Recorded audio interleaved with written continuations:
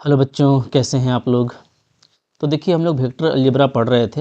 आज उसको हम लोग कंटिन्यू करेंगे। तो देखो, वेक्टर अलजेब्रा में मैंने आपको क्रॉस प्रोडक्ट क्या होता है और डॉट प्रोडक्ट क्या होता है और इसका क्या यूज़ है, इसके बारे में आपको बताया था। बहुत ही इंपॉर्टेंट है, इससे क्वेश्चन पक्का आता है। ठीक है, तो अब उसका प्रैक्टिस करने के लिए हम लोग यहाँ पे देखो एनसीईआरटी का एक्सरसाइज 10.4 कर रहे हैं। ओके, बिल्कुल यहाँ पे देखो सिंपल सिंपल क्वेश्चन है, बट ऐसा ही क्वेश्चन आपके बोर्ड एग्जाम में आता है। और अगर आप कंपटीशन की तैयारी कर रहे हो तो आपके लिए इस तरह में के क्वेश्चंस में अच्छी हैबिट होनी ज़रूरी है। ठीक है, तो चलो देख लेते हैं कैसे करना है। यहाँ पे अगर हम लोग बात करें तो पहला क्वेश्चन आपका है कि आपको सिंपली ए क्रॉस बी निकालना है, यानी ए और बी जो दो वेक्टर दिया है उसका क्रॉस प्रोडक्ट निकालना है। देयर आफ्टर उसका मैग्नीट्यूड निकालना है। ठीक है, सबसे पहले हम लोग यहाँ पे क्या करेंगे, ए क्रॉस बी निकालेंगे। ए वेक्टर क्रॉस बी वेक्टर। ठीक है, तो क्रॉस कैसे निकाला जाता है, इसका तरीका मैंने आपको बताया था लास्ट लेक्चर में। तो जिसका आसान तरीका है वो है यूजिंग डिटर्मिनेंट। तो हम लोग एक डिटर्मिनेंट ले लेंगे इस तरह से। ठीक है, सबसे पहला रो में आपको लेना है आई जे और के हमेशा। ठीक है, ये हम आपको हमेशा लेना है।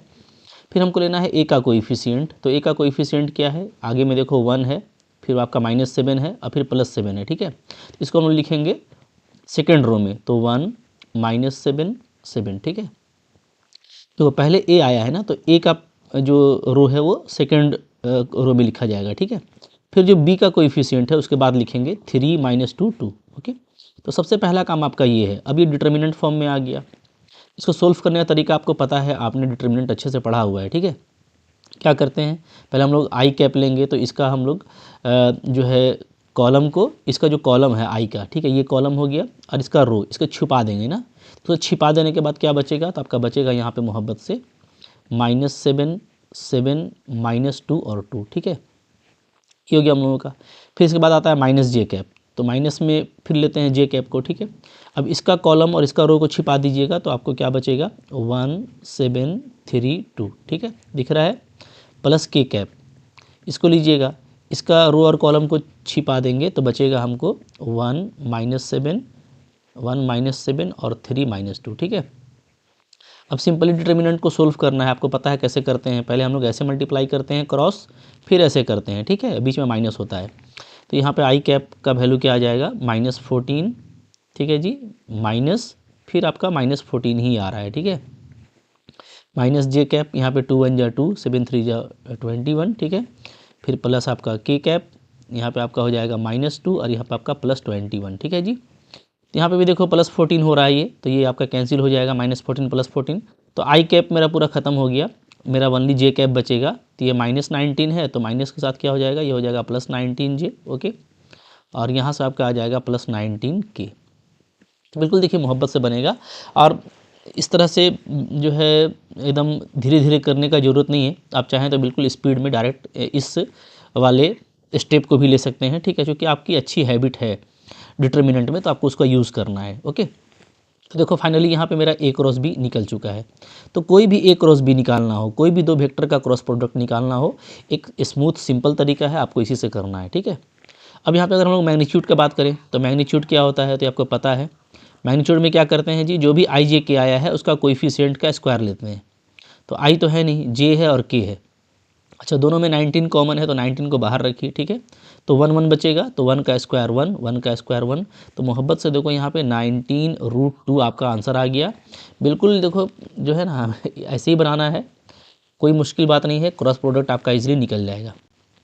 चलिए आगे देखिए, फिर क्या है क्वेश्चन नंबर आपका यहाँ पे 2 देखो। 2 क्या बोलता है जी, 2 बोलता है फाइंड ए यूनिट वेक्टर, ठीक है, to each of vector a + b and a - b। ठीक है, तो मैंने आपको बताया था कि अगर हमको कोई यूनिट वेक्टर निकालना हो जो परपेंडिकुलर हो इस पे और इस पे, मतलब ये दो वेक्टर है। ठीक है, तो मान लो मेरे पास में कोई दो वेक्टर है, मैं आपको दिखाता हूँ। जैसे मान लो मेरे पास में एक वेक्टर x है और दूसरा वेक्टर क्या है मेरे पास में, y सपोज करते हैं। हाँ, तो इस पर जो इस पर जो परपेंडिकुलर होगा, इस पर परपेंडिकुलर का मतलब क्या होगा, अगर दो वेक्टर दिया है और दोनों पे परपेंडिकुलर, तो इसका मतलब यह है कि सिंपली आप इससे एक प्लेन तैयार कीजिए। ठीक है, तो प्लेन कैसा बनेगा, तो एक पैरेललोग्राम जैसा तैयार कीजिएगा इस तरह से। इस तरह का बनेगा जी पैरेललोग्राम। ठीक है, तो ये जो पैरेललोग्राम आपका बन रहा है ना, ये जो पैरेललोग्राम आपको बन रहा है, इस पैरेललोग्राम पर जो परपेंडिकुलर होता है, ठीक है, तो ये परपेंडिकुलर कैसा होगा, तो ये आपका ऐसा होगा। यहाँ पे परपेंडिकुलर ले लीजिए। ठीक है, ये बोलिए या ये बोलिए, मतलब कोई भी एक परपेंडिकुलर आप लो इस प्लेन पर, तो क्या होगा, तो वो perpendicular to both x and y होगा। तो ये सिंपली क्या होगा, तो ये सिंपली यूनिट वेक्टर होगा किसका, एक्स क्रॉस वाई का यूनिट वेक्टर, ठीक है, unit vector of x cross y, ठीक है। यानी एक्स क्रॉस वाई आप निकाल लीजिए, तो इसका यूनिट वेक्टर फिर कैसे निकलेगा, तो इसका यूनिट वेक्टर हो जाएगा, मान लो एक्स क्रॉस वाई आपने निकाल लिया, ठीक है, मान लो आपको ये जेड निकल गया, ठीक है, इसका यूनिट वेक्टर क्या हो जाएगा, जेड कैप हो जाएगा। फार्मूला क्या होता है, x cross y divided by their magnitude, ठीक है, ये सब आप पहले पढ़ चुके हो कि किसी भी वेक्टर का अगर हमको निकालना है यूनिट वेक्टर, तो उसका मतलब क्या होता है कि वो वेक्टर बाय देयर मैग्नीट्यूड, ये कर दीजिए, ठीक है। तो एक्स और वाई दोनों पर जो यूनिट वेक्टर होगा वो क्या होगा, वो सिंपली उसके क्रॉस का यूनिट वेक्टर होगा। तो आपको क्रॉस निकाल लेना है, जो भी निकलता है उसका आप निकाल लीजिए यूनिट वेक्टर, तो आपका वो आंसर हो जाएगा। क्लियर है जी। तो यहाँ पे देखो, यहाँ पे क्या है, यहाँ पे हमको ए और बी दिया हुआ है, तो पहले तो हम ए प्लस बी निकालेंगे, फिर हम ए माइनस बी निकालेंगे, और फिर हम ये वाला काम करेंगे, ठीक है। तो हियर यहाँ पे ऐसे करेंगे हम लोग क्या, कि ए प्लस बी क्या हो जाएगा, ए प्लस बी को जोड़ दीजिए, तो इसको हम लोग चलो सी मान लेते हैं, ठीक है, सी वेक्टर, ओके। तो दोनों को जोड़िएगा तो हो जाएगा 3 और आई को जोड़ेंगे 4i, जे को जोड़ेंगे 4j, और के को जोड़ेंगे तो वो खत्म हो जाएगा, 0 हो जाएगा, ठीक है। तो ये मिल गया मेरा। एंड अब आप निकालो ए माइनस बी वेक्टर, तो ए माइनस बी वेक्टर क्या होगा, तो ये हो जाएगा मेरा, इसको डी ले लेते हैं, ठीक है। तो डी इज इक्वल टू क्या हो जाएगा, तो माइनस करेंगे तो 3 में ये आपका 2i बचेगा, 2j खत्म हो जाएगा, और 2k और प्लस 2k हो जाएगा आपका 4k, ठीक है जी, ये बच रहा है, ध्यान दीजिएगा ना। ओके, तो इसमें देखो, इसमें आपका जो है, इसको आप ऐसे लिख सकते हो 4i plus 4j plus 0k, मतलब इसमें k का कोई कोएफिशिएंट नहीं था ना, फिर इसमें j का टर्म नहीं है, तो इसको हम लोग ऐसे लिख सकते हैं 2i plus 0j plus 4k, ठीक है। तो जो टर्म नहीं मिलेगा उसमें आप 0 लगा के ले लीजिएगा, क्योंकि ये ज़रूरी है, ठीक है। ओके, तो सी और डी हम लोगों ने मान लिया है, तो यहाँ पे मैं से कर देता हूँ कि माना कि ये आपका सी है, और ये मान लिया मैंने कि डी है, ठीक है, इसको मैंने सी मान लिया, इसको मैंने डी मान लिया। ओके, देयरफॉर क्या हो जाएगा, आप यहाँ पे निकाल लो सी क्रॉस डी निकाल लिए, ओके, क्योंकि हमको इन दोनों वेक्टर के लिए निकालना था ना, तो अब ये सी डी बन गया है, तो मैंने जैसे बताया था आपको एक्स क्रॉस वाई, तो वैसे ही आप सी क्रॉस डी निकालिए। तो क्रॉस कैसे निकालते हैं, तो आप पहले लेंगे आई जे और के, ठीक है। 440 इसका कोएफिशिएंट है पहला वाला का, सी का, और इसका है 204, ठीक है। मोहब्बत से चलो निकालो, क्या आ जाएगा वैल्यू आ जाएगा, आई का लेंगे तो 16 आएगा, दिख रहा है 16 माइनस 0, ठीक है। फिर माइनस जे को लेंगे तो यहाँ पे हो जाएगा आपका फिर से 16 ही आ रहा है, ठीक है, प्लस के कैप को लेंगे हम लोग, तो आपका फिर 0 और -8, तो -8 आ रहा है। क्लियर है, ठीक है। तो बिल्कुल प्यार से करना है, एकदम मोहब्बत से कीजिएगा, तो आपका इसी तरीके से आ जाएगा। अब देखो, तो वैल्यू यहाँ पे क्या आ गया, वैल्यू यहाँ पे आ गया 16i माइनस 16j और -8k, ठीक है। जो कॉमन है सो कॉमन ले लीजिए, कॉमन है आपका 8, so it is 2i minus 2j और -k, ये आ रहा है, ठीक है जी। तो सी क्रॉस डी मेरा निकल गया है। तो यहाँ पर जो रिक्वायर्ड वेक्टर है वो क्या है, तो आप यहाँ पे लिख लो, ठीक है, देयरफॉर। अच्छा, इसका मैग्नीट्यूड भी निकाल लेते हैं, मैग्नीट्यूड क्या आ जाएगा, सी क्रॉस डी का मैग्नीट्यूड, तो ये हो जाएगा 8 को बाहर रखेंगे, ठीक है, अंदर में हो जाएगा 4 4 और 1, ठीक है। तो ये आपका बन जा रहा है 9, तो 8 और √9, तो √9 का वैल्यू 3 होता है, तो 8 3 जा क्या आ गया 24, ये इसका आ गया मैग्नीट्यूड, ठीक है। तो अब आसानी के साथ में आपका यहाँ पे रिक्वायर्ड वेक्टर निकल जाएगा, ठीक है। तो क्या लिखेंगे हम लोग लिखेंगे therefore required unit vector is, ठीक है, वो क्या हो जाएगा, तो एन कैप यहाँ पे, चूँकि हमको ए प्लस बी ए माइनस बी पे लेना था, ए प्लस बी आपका सी बन गया है, ए माइनस बी आपका डी बन गया है, तो यानी कि हमको सी और डी पे लेना है, ठीक है। तो ऊपर हम लेंगे सी क्रॉस डी, और नीचे में इसका ले लेंगे हम मैग्नीट्यूड, ओके, जैसा मैंने अभी आपको बताया था यहाँ पे फॉर्मूला में। यहाँ पे क्या हो जाएगा, सी क्रॉस डी मेरा हो गया है 8 2i माइनस 2j और -k, ठीक है। और सी क्रॉस डी क्या आया है, तो ये 24 आया है, 8 3 जा ये आपका कैंसिल हो जाएगा। अब आप यहाँ पे क्या कर सकते हो, इसको आप बना करके लिख दीजिए, ठीक है, बिल्कुल मोहब्बत से लिखेंगे, देखो इस तरीके का आ जाएगा ये, यहाँ पे आपका आ जाएगा 2/3i, ठीक है, माइनस 2/3j और -2/3k, ठीक है। मतलब ये जो नीचे 3 बचा है ना, इसको हम लोग सब में लगा देंगे तो इस अच्छा यहाँ पे तो 1 है ना, तो यहाँ पे 1/3k आ जाएगा, 1/3k, ठीक है। तो ये आपका देखो मिल गया यूनिट वेक्टर, यही हम लोगों का आंसर हो गया, बिल्कुल मोहब्बत से बनाना है, ठीक है। ओके, अच्छा यहाँ पे हम लोगों को क्या पूछा था, फाइंड ए यूनिट वेक्टर, तो वो निकल गया, अब तो कोई दिक्कत नहीं है, ठीक है। अच्छा यहाँ पे एक चीज़ और है कि कभी कभार आप देखोगे ना कि यहाँ पे आपको 2 वैल्यू मिलता है, क्योंकि जो C×D है वो क्या आ रहा है, वो आपका 24 आ रहा है, ठीक है। तो हम लोग इस यहाँ पे जो 24 मेरा जो वैल्यू आया है, चूँकि ये √9 था, तो अगर आप +-3 यहाँ पे लेंगे तो आपको +-24 मिलेगा, तो आपको 2 तरह का यूनिट वेक्टर मिल सकता है, बट उसका कोई ज़रूरत नहीं है, ठीक है। एक भी निकाल के दिखा देंगे तो कोई इशू नहीं है, आपका आराम से आंसर आ जाएगा, ठीक है जी। तो इस तरीके से करना है, सिंपली फार्मूला बेस्ड है ये सारा। फार्मूला हम लोग जो यूनिट वेक्टर का था ना वो भी डिस्कस किए हैं, तो यूनिट वेक्टर का क्वेश्चन काफ़ी इंपॉर्टेंट है, पक्का आता है, इसलिए ये सारा जो फार्मूला है ये आपको बहुत अच्छे से पता रहना चाहिए, ठीक है। कि अगर 2 वेक्टर दिया हुआ है, ठीक है, तो 2 वेक्टर पर परपेंडिकुलर का ये मतलब होता है, एक वेक्टर है तो एक वेक्टर का यूनिट वेक्टर क्या होता है, simply A vector by their magnitude. तो अगर कोई एक वेक्टर दिया हुआ है तो उस पर जो यूनिट वेक्टर होगा वो ऐसे होगा, ठीक है। 2 वेक्टर है तो उसका क्रॉस करके काम करेंगे, क्लियर है जी। चलिए आगे बढ़ते हैं। फिर देखो सिंपल क्वेश्चन है, आपने सारा कुछ पढ़ा हुआ है, आप क्वेश्चन पढ़िए और खुद से सोचने की कोशिश कीजिए, सारा क्वेश्चन आपसे बनेगा, ठीक है। फिर देखिए 3rd नंबर क्वेश्चन है, कैसे करेंगे इसको देख लो। बोलता है इफ़ ए यूनिट वेक्टर, कोई वेक्टर आपका ए है, ठीक है, वो बनाता है angle π/3 with I, π/4 with J and acute angle theta with K. बोलता है थीटा फाइंड कीजिए और फिर कंपोनेंट ऑफ ए फाइंड कीजिए, ठीक है। देखो एक क्वेश्चन बनाने का बहुत सा तरीका हो सकता है, लेकिन मैं आपको बोलता हूँ कि अगर आप थोड़ा केयरफुल रहेंगे तो आप काफ़ी जल्दी भी बना सकते हैं, ठीक है।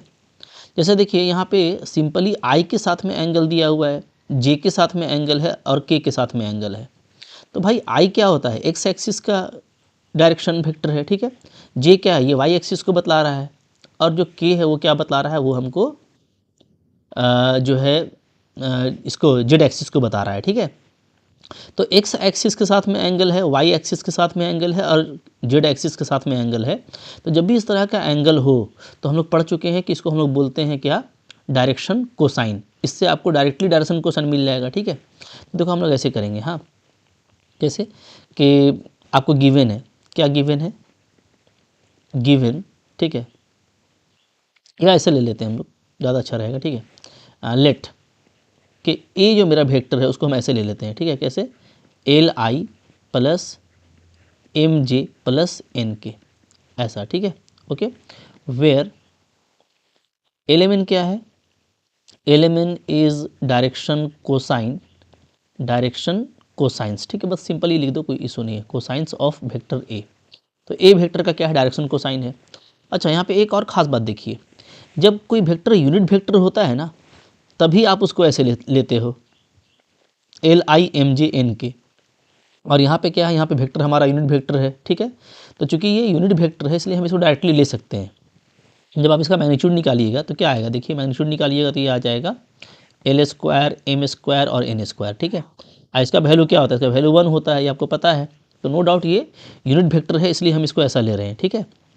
वेयर, अब यहाँ पे देखो, यहाँ पे L क्या है, तो L आपका हो जाएगा cos π/3, ये हम लोग पढ़ चुके हैं, ठीक है।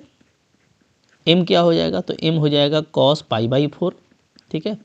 और जो n है वो क्या हो जाएगा, वो हो जाएगा cos थीटा, ये हो गया जी, ठीक है। अब देखो चूंकि क्या होता है, L² M² N², इसका वैल्यू 1 होता है, ठीक है। अभी हम लोग देखें, ये प्रॉपर्टी पढ़ चुके हैं। तो L², तो cos π/3 क्या है, cos 60 डिग्री, ठीक है। तो ये होगा 1/2, cos π/4 क्या है, cos 45, 1/√2, और ये आपका cos थीटा है जो आपको फाइंड करना है, ठीक है। यहाँ से क्या आ जाएगा, तो L² हो जाएगा 1/2 का स्क्वायर, ठीक है जी। M² हो जाएगा 1/√2 का स्क्वायर और N² हो जाएगा मेरा cos² theta is equal to 1, ठीक है। अब देखो यहाँ से क्या हो जाएगा, यहाँ से हो जाएगा ये 1/4, ये हो जाएगा 1/2, ये हो जाएगा cos² theta is equal to 1, ठीक है। यहाँ से आपका आ जाएगा cos² theta is equal to 1 minus, इन दोनों का एलसीएम लेंगे तो 4 ही आएगा, ठीक है, और ऊपर में आ जाएगा 1 + 2, ठीक है। तो एलसीएम लेकर के जो आ रहा है उसको हम लोग इधर ले आए, तो ये आपका है 1 - 3/4, ठीक है। तो यहाँ से जो कॉस थीटा का वैल्यू है वो क्या आ जाएगा, कॉस स्क्वायर थीटा का वैल्यू आ जाएगा 1/4, ठीक है। तो यहाँ से जो कॉस थीटा होगा ना, तो हम लोग क्या लेंगे, हम लोग लेंगे सिंपली 1/2। देखो प्लस माइनस 1/2 नहीं लेंगे, ठीक है, -1/2 भी पॉसिबल है। अगर हम 1/4 का फैक्टर देखें तो 1/2 भी होगा, -1/2 भी होगा, ठीक है। बट यहाँ पे आपको लिखा है क्या कि थीटा जो है एक्यूट एंगल है, थीटा क्या है, इज़ एक्यूट एंगल, ठीक है। तो अगर थीटा एक्यूट एंगल है तो नो डाउट ये क्या है, ये आपका 90 डिग्री से छोटा होगा, यानी ये फर्स्ट क्वाड्रेंट का होगा। दैट्स वाई हम लोग जो वैल्यू लिए हैं वो पॉजिटिव लिए हैं, ठीक है। ये सब आपको हमेशा ध्यान रखना है, वरना दो तरह का पॉसिबिलिटी है, तो जो पॉसिबिलिटी है उसके हिसाब से आपको आंसर वहाँ पे देना पड़ता है, ठीक है। तो कॉस थीटा इक्वल टू क्या आ गया जी, 1/2 आ गया, ओके। चलिए, तो कॉस थीटा 1/2 आ गया, तो सारा कुछ तो अब हमको मिल चुका है।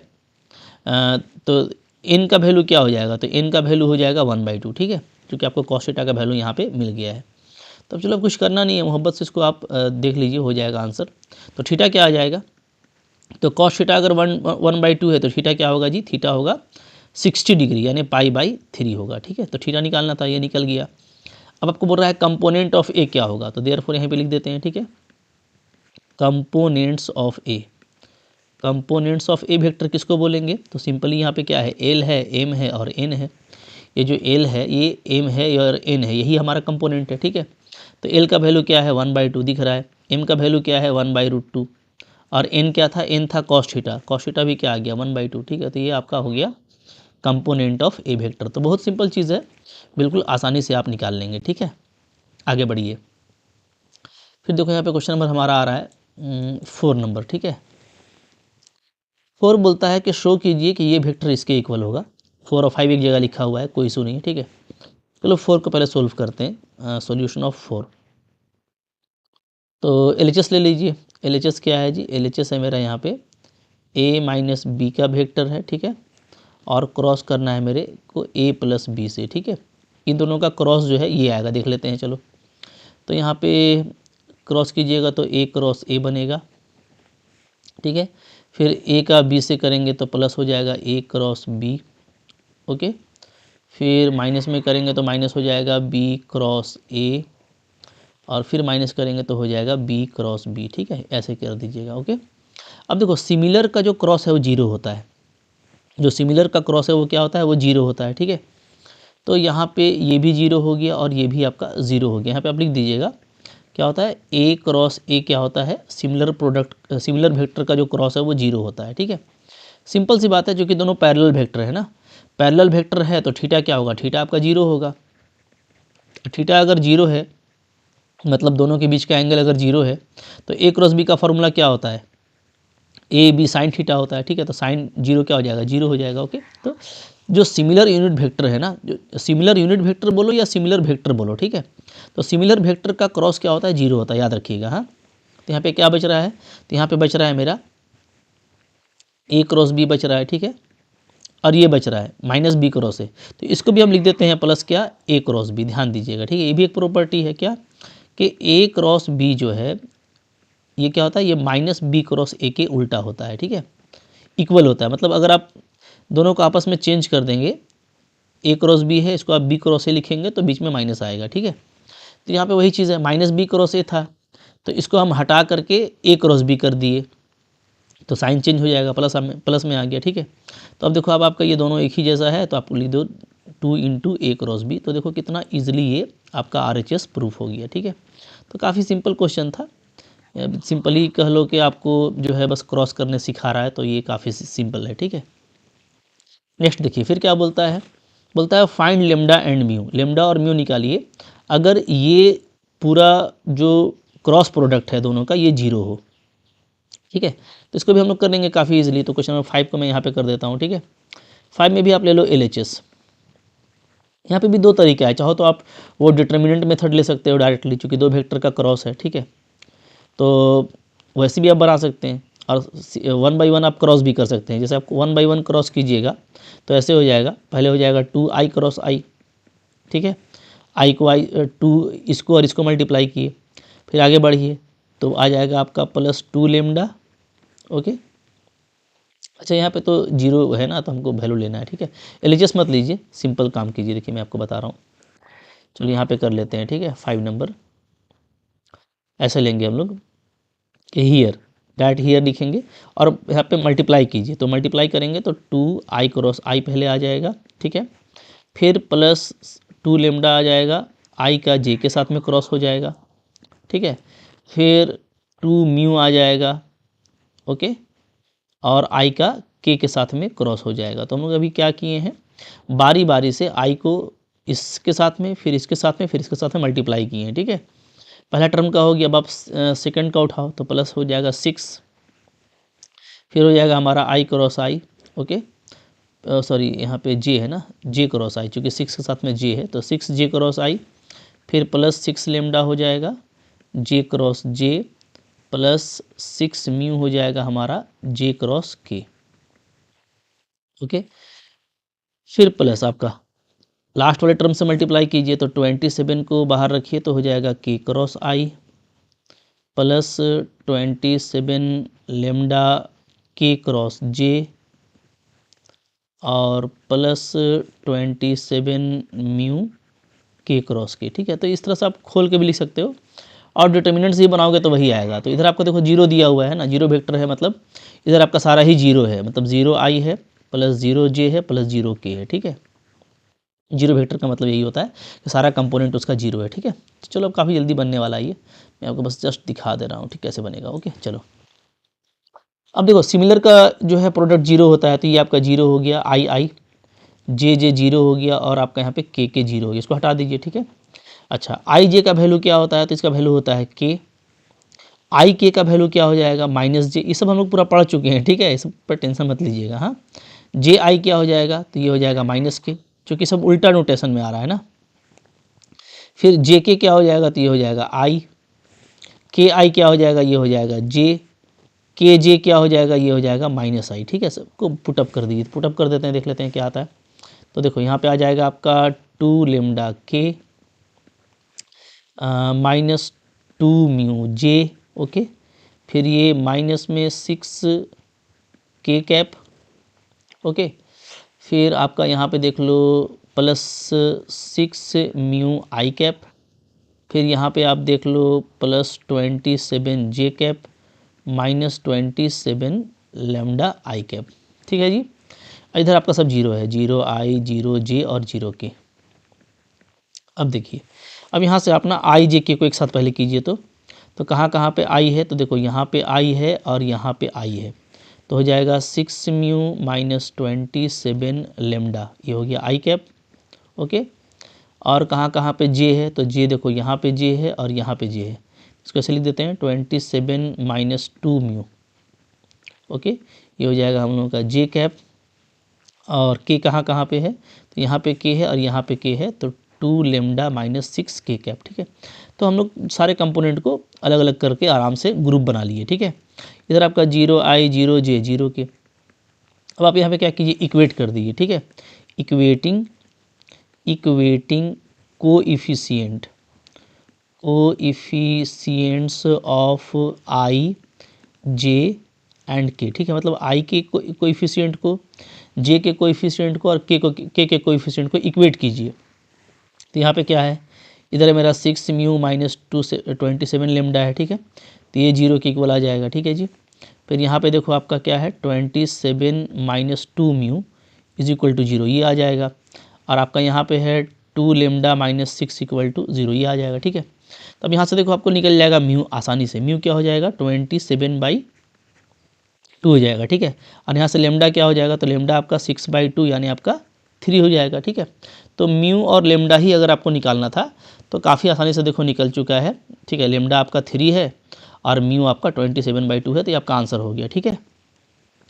तो ऐसे आप निकाल सकते हो।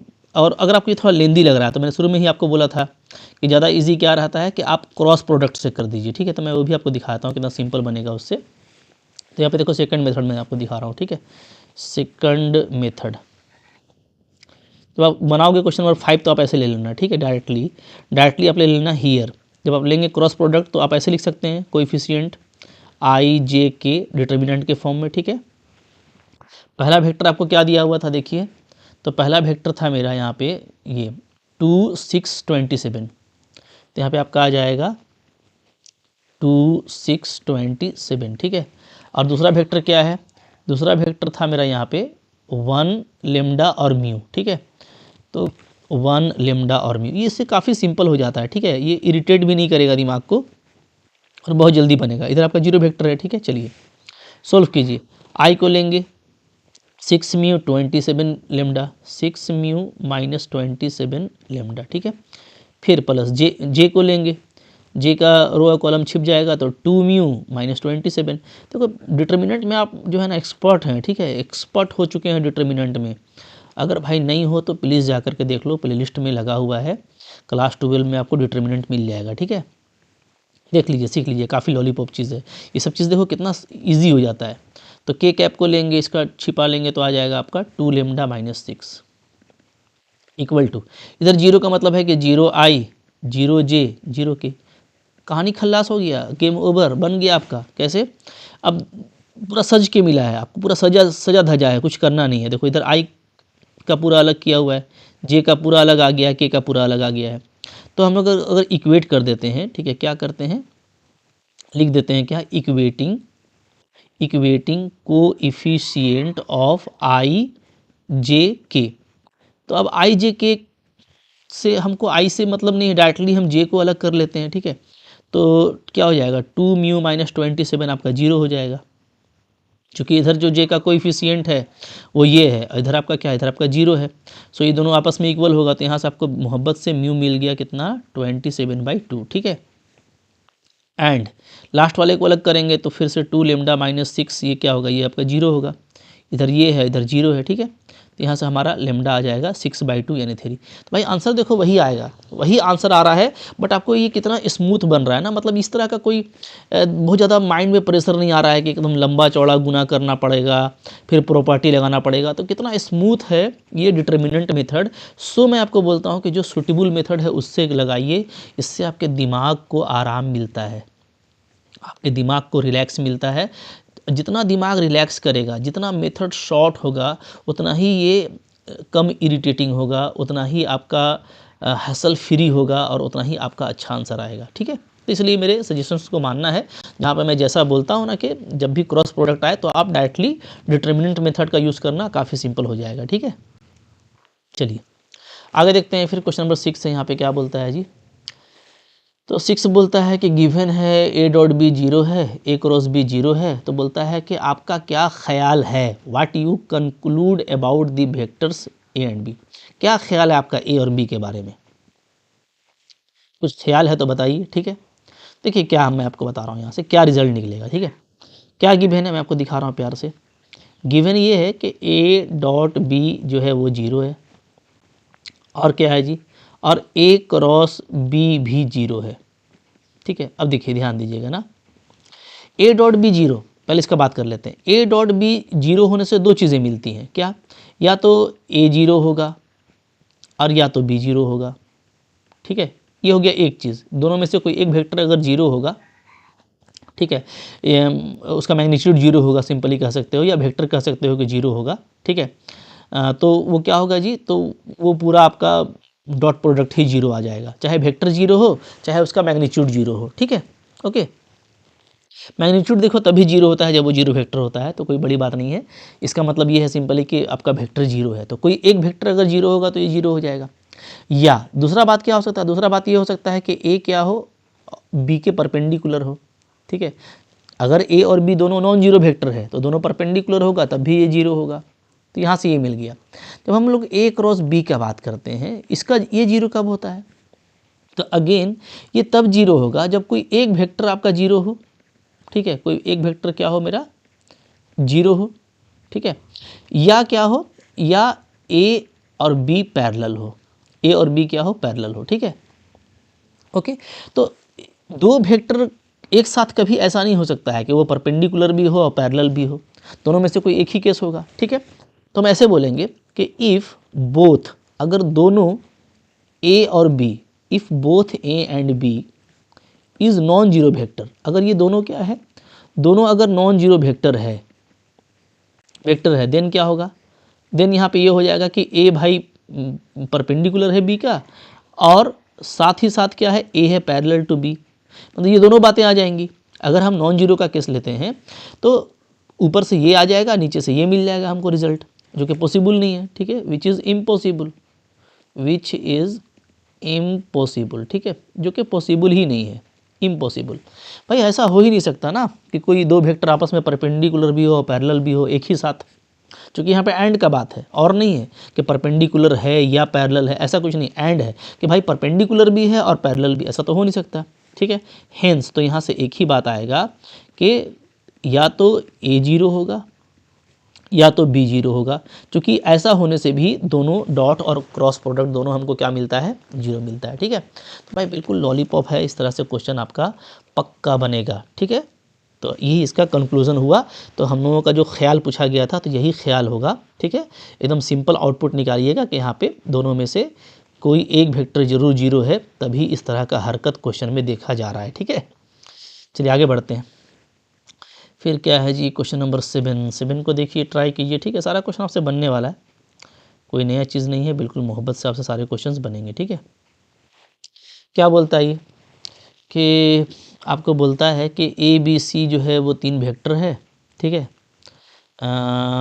और A जो है वो ऐसे लिखा गया है, B को ऐसे लिखा गया है और C को ऐसे लिखा गया है। बोलता है शो कीजिए कि ये इसके बराबर होगा।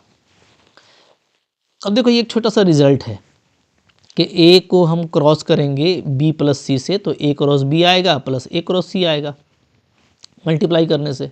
अब इस रिज़ल्ट को वेरीफाई करने के लिए बोल रहा है, तो एक्चुअली यहाँ पे आपको ये करना है कि पहले B और C को ऐड कर लेना है, फिर उसका क्रॉस निकाल के दिखाना है, ठीक है। मतलब LHS और RHS आपको बराबर करना है, ठीक है। एक तो बेगारी क्वेश्चन है ये, प्रैक्टिस कर लीजिए, ठीक है। चूँकि मैं सारा क्वेश्चन बना रहा हूँ तो ये भी मैं आपको बता देता हूँ, बट इम्पॉर्टेंट नहीं है, थोड़ा सा क्या है ना, बस कैलकुलेशन करना पड़ेगा थोड़ा सा, तो थोड़ा सा लेंदी हो सकता है। तो कैसे करेंगे, जैसे LHS ऐसा ले लो, ठीक है। LHS क्या है, A cross B plus C है, ऐसा है ना, ऐसा है, ठीक है। चलिए ले लेते हैं। तो डायरेक्ट क्रॉस को ऐसे करेंगे डिटर्मिनेंट से I J K, ठीक है। पहले देखो A लिखा हुआ है, तो A क्या है, A1 A2 A3, A1 A2 A3, B plus C, तो B और C को आपस में ऐड कर दीजिए, ठीक है। तो आ जाएगा B1 plus C1, B2 plus C2 और B3 प्लस C3, ऐसा आ जाएगा, ठीक है, डिटर्मिनेंट, ओके। ऐसा आ जाएगा जी, जो कि B और C को ऐड करेंगे तो B और C आपका आपस में आपका ऐड हो जाएगा। तो यहाँ से I को निकालो, ठीक है। तो क्या बन जाएगा, तो बन जाएगा A2 B3, ठीक है, प्लस A2 C3, ऐसे मल्टीप्लाई होगा, फिर माइनस ऐसे मल्टीप्लाई हो जाएगा, ठीक है। क्या हो जाएगा, A3 B2 और माइनस हो जाएगा हमारा A3 C2, ये आपका I आ गया, ठीक है। इसी तरीके से देखो आपका J आएगा, ओके। इसी तरीके से क्या आएगा, J आएगा, J को निकाल लेना, ठीक है। थोड़ा बड़ा आ रहा है तो इसलिए मैं डायरेक्ट लिख दे रहा हूँ, ठीक है। फिर K आएगा, K निकाल लेना, ठीक है। ये आपका काम हो जाएगा यहाँ से, जो भी आता है। उसके बाद आप क्या करना, आप RHS के लिए पहले निकालना A cross B, now A cross B, ठीक है। A क्रॉस B कैसे निकालोगे, तो आप ले लेना यहाँ पे I J और K। तो A का वेक्टर का कोएफिशिएंट है A1 A2 A3, ठीक है, और B का है B1 B2 और B3, ठीक है जी, ओके। अब इसको आप देखना, इसको आप फिर से करोगे तो I आपका क्या आ जाएगा, तो ये आपका आ जाएगा A2 B3 और माइनस आपका A3 B2, ठीक है। इसी तरीके से हमको J मिलेगा और हमको कुछ ना कुछ K मिलेगा, ठीक है। ये J के आपको भरना है, ठीक है। बहुत आप बैठे बैठे थोड़ा सा जाम हो गया आपका हाथ, तो आप फ्री कीजिए, J और K क्या रहा है लिखिए इसी तरीके से, ठीक है। अच्छा, फिर आपको देखो इसी तरीके से A क्रॉस C आप निकाल लेना, तो A क्रॉस C भी क्या आ जाएगा, तो यहाँ पे आ जाएगा I J और K।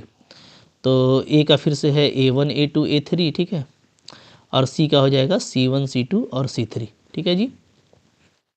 अब यहाँ पे भी आप I को कॉमन लोगे, I का वैल्यू निकालोगे तो आ जाएगा आपका A2 C3 minus A3 C2, ठीक है, A3 C2।